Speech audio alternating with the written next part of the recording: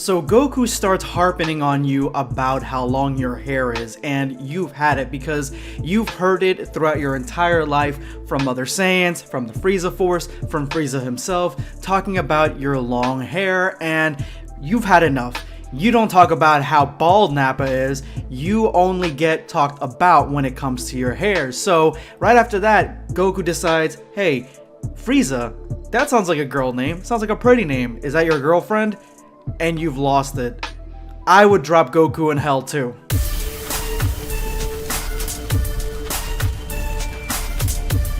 Prepare yourself, Dan Saiyan. If you are new to the channel, make sure to hit that subscribe button and turn on notifications. That way you never miss a video. These are today's hashtag end of video squad winners. If you would like to join them, make sure to watch till the end of this video. Drop your comment with the hashtag end of video squad for a chance to be featured in my next video. So Raditz drops Goku in hell, and he thinks that Goku has enough ki to kind of float himself back onto Snake Way. Unfortunately, that isn't the case, and Goku goes flying right through the clouds into hell. Lucky for him, he lands on the softest thing in hell, and that is King Vegeta's head. Slams into his head as King Vegeta seems to be having tea time with either his wife or his mistress. I don't know who this character is. There are a few Saiyan characters in this that are randos, but he slams into his head and goes bouncing around hell. And that's when she summons the guards to find him. Goku realizes that he's in hell and he wants directions on as to how to get out of there. So he walks up to the first people that he sees, and they are the bad guys from the Red Ribbon Army. So of course they go off running into different directions, no help at all. So that's when Goku gets spotted by the Saiyan guards. Raditz is walking in hell, clutching his head because now he's got a headache. Because remember, they are in tune to each other's feelings. They are soul bonded, so Goku and Raditz feel what the other is feeling. If you guys haven't watched my previous videos, I'm gonna have a playlist of those in the description below and the top comment. Make sure you go ahead and check those out.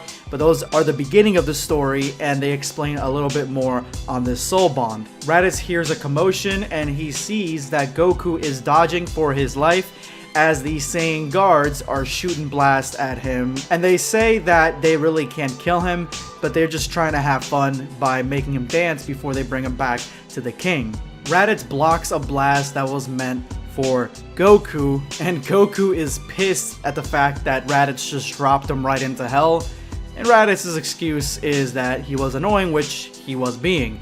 And that's when the Saiyan guards realize that this is Raditz. They recognize him, but it had to have been at least 20 something years, a long ass time since he's seen them before because he was a little kid, but they remember him like it was yesterday. They inform him that Goku has injured the king and they need to take him back, but if Goku gets injured, if they pummel him, then that's like Raditz getting pummeled himself, and even though Raditz would like to see that, he doesn't want to get beaten up by Goku getting beaten up, so he says, what if I don't? And it seems like these elites, they were bullying Raditz as he was growing up. Raditz tells them that he's not the same as he was before, he's a lot older, he's a lot stronger, and he shoots a blast right at them. The blast connects but does 0 damage, and that's when they realize that Raditz was using it to evade. As they try to escape, Goku's like, for a second there I thought you were seriously going to fight them, and Raditz is like, I'm not an idiot like you. And now this is probably the most frustrating part, because this is right after Raditz's invasion of Earth and they both die. Goku isn't even King Kai trained yet. So if this was the Goku from anything past this point, from anything past the Vegeta arc, he would be able to take these guys out no problem. But because this is early Dragon Ball Z Goku and even Raditz, these characters actually pose a threat.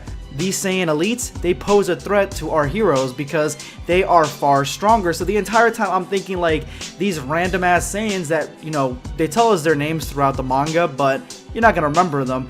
Random ass Saiyans, but they are an actual threat against them because they are so powerful. And I just want Goku to, you know, blast one with a Kamehameha and eviscerate them, and that's not gonna happen because Goku's not that strong.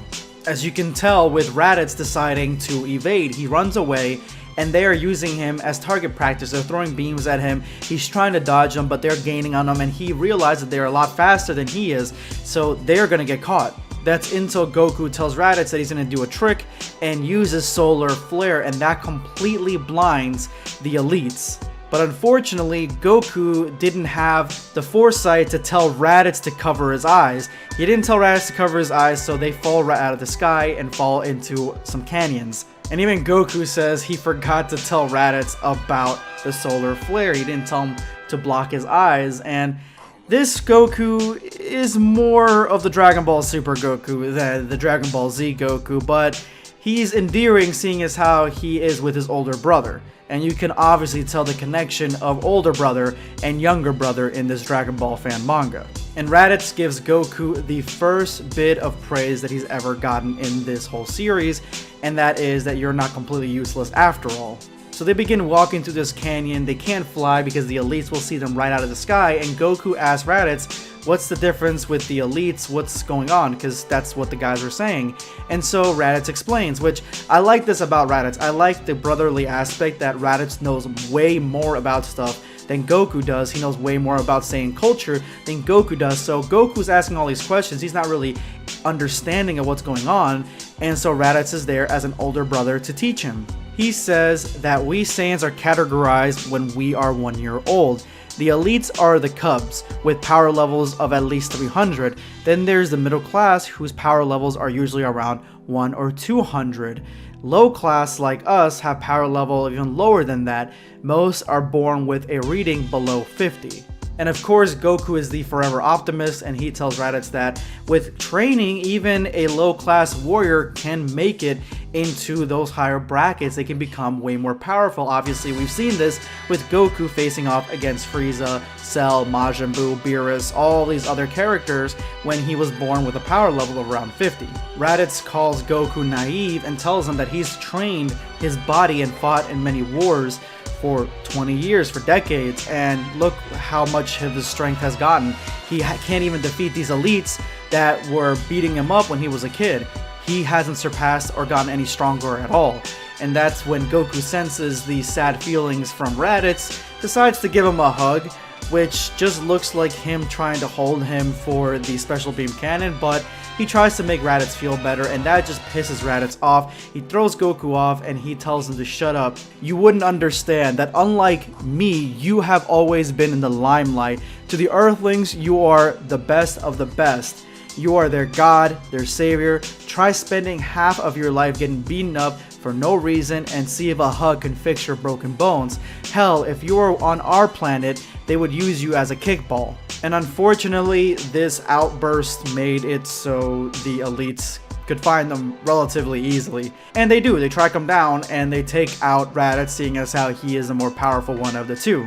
Raditz tries to fight back but gets stomped on very vigorously, and this makes Goku want to jump in because he wants to defend his brother. And Goku is quickly taken out as well, but this is different.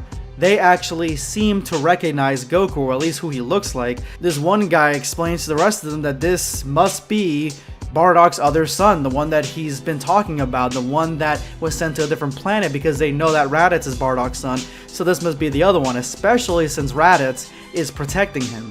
And they are about to beat up Goku as well as Raditz. And remember, if Goku gets beaten up, then Raditz feels it. If Raditz gets beaten up, Goku feels it. If both of them are getting beat up at the same time, they're getting doubly beat up. The fusing of the souls really made an interesting dynamic here where Raditz is forced to go out of his way to protect Goku. He can't just let the elites beat him up, which he probably would have if he wasn't bonded to him. And right before the beating begins, somebody calls out playtime is over, and he advises them to give up what is his, and it is our boy Bardock. But that is a story for the next video. Thank you guys so much for everything. If you made it to this point of the video, you are now part of the hashtag end of video squad. Thank you guys so much for being true G's. Don't forget to drop that comment with that hashtag for a chance to be featured and given a shout out in my next video. Today I'm going to be responding to Kawaii Josh, hashtag end of video squad, fire. Yes, thank you so much for your comment. Any comment with the hashtag end the video squad can be serviced into the ending of the video, can be responded to.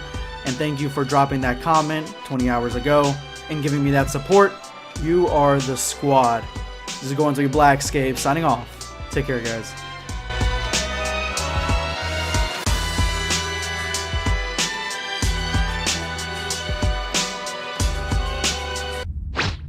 Subscribe for more content.